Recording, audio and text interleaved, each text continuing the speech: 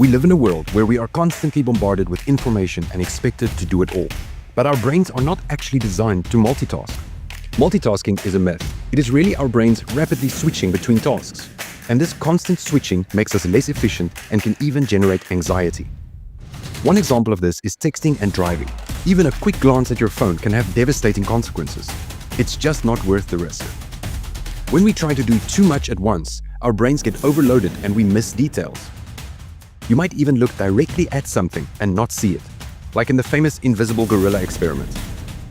The good news is that you can listen to podcasts while you exercise or cook. These activities use different parts of your brain. But be careful about what you combine. Listening to music with lyrics while studying does not work. It hurts your focus. Even hands-free phone calls while driving can be dangerous. The visual images in your mind can distract you from driving safely, so be careful. So the next time you feel tempted to multitask, remember, your brain is not a computer. Focus on one thing at a time, and you'll be so much more effective and safe. To learn more, go to the notes section on the Tools for Teens platform. There you will find selective attention tests and more about Liz Marks' story. We'll see you there.